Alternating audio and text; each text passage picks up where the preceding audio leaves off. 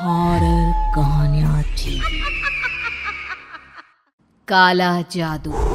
अपने बेटे रिशु के माथे से टपकते हुए पसीने को देखकर सविता की हालत खराब हो गई। ऐसा आज पहली बार नहीं हुआ जब रिशु नींद से घबराकर जागा है। हाय मेरा बच्चा, न जाने किसकी नजर लग गई है तुझे। जब से मेरे बच्चे ने 10वीं के एग्जाम में स्कूल टॉप किया है तब से रोज बुरे बुरे सपने आने लगे हैं। हाँ माँ, मैंने आज फिर से एक काले साए को देखा। वो यहीं मेरी आंखों के सामने खड़ा था। माँ मुझे बचा लो माँ। वो मुझसे कह रहा था कि मुझसे बदला लेगा। माँ कहीं ये प्रशांत। चुप कर, कैसी बात कर रहा है? दोबारा उसका नाम मत लेना। तुझे पता है ना, उस प्रशांत ने आत्महत्या कर ली, तो बार बार उसका नाम मत लिया कर। मम्मी, क्या सच में प्रशांत ने आत्महत्या की थी? चुप कर, बहुत सवाल पूछता है आजकल। और फिर रात के वक्त सविता के पूरे घर में एक अजीब सा काला धुआं छाने लगा।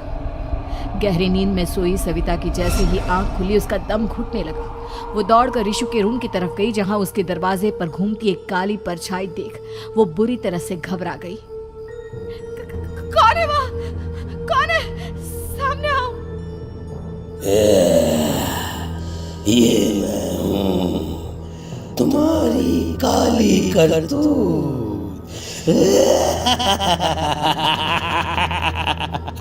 और अब मैं तुम्हारे बेटे को ले जाने आया हूँ। नहीं, मेरे बच्चे को छोड़ दो प्लीज। मेरे रिशु को कुछ मत करना। वो परछाई रिशु के कमरे में घुस जाती है। सविता भी उसके पीछे पीछे दौड़ कर जाती है और देखती है कि अब वो साया साफ नजर आ रहा था। वो सर से पैर तक खून में सना हुआ था और उसके शरीर के सारे अंग कटे फटे हैं। क्या चाहिए तुम्हें? तुम जो बोलोगे मैं करूंगी, लेकिन मेरे रिशु को छोड़ दो। उस परछाई ने रिशु को गर्दन से पकड़कर दीवार के सहारे हवा में उछाल दिया। रिशु जोर जोर से चिल्लाने लगा। माँ बचाओ मुझे, बचा लो माँ, ये मुझे मार डालेगा। माँ मुझे बचा लो माँ। नहीं ऐसा मत करो, मुझे मार दो लेकिन मेरे बच्चे को छोड़ दो। मैं तुम्हारे आगे हाथ जोड़ती हूँ। वो परछाई रिशु को जमीन पर गिरा देती है और अचानक वहां से गायब हो जाती है। रिशु, मेरा बच्चा, तू ठीक तो है ना? कुछ बोल बेटा, क्या हुआ है तुझे? मैं ठीक हूँ माँ। क्या हुआ था यहाँ पर? कुछ नहीं बेटा, कुछ नहीं। तू परेशान मत हो। हम कल ही गांव के बाहर जो तांत्रिक महाराज रहते हैं उनके पास चलेंगे। ठीक है माँ, हम जल्द ही उनके पास चलेंगे। मुझे बहुत डर लग रहा है माँ। ये बार बार मुझे डरावने सपने आना, ये सब हमारे साथ क्यों हो रहा है माँ? अगले दिन सविता अपने बेटे रिशु को लेकर गांव के बाहर तांत्रिक के पास जाती है। जिस जगह पर तांत्रिक रहा करता था वो जगह बहुत डरावनी थी। चारों तरफ कंकाल और खूब भूतियां नजर आ रही थी। गांव से दूर वीराने में उस जगह पर जोर से आंधी चल रही थी। रिशु ने डर कर अपनी माँ का हाथ पकड़ लिया। माँ मुझे बहुत डर लग रहा है। ये कैसी जगह है?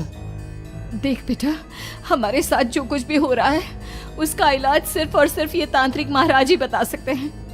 अब यही है जो हमें प्रॉब्लम से बाहर निकाल सकते हैं।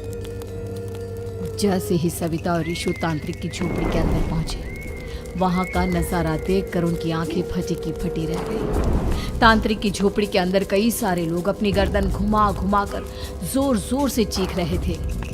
कौन हो तुम और यहाँ क्यों आई हो? महाराज, मेरे बेटे को कुछ दिनों से एक डरावनी काली परछाई नजर आती है और कल रात उसने मेरे बेटे पर हमला भी कर दिया।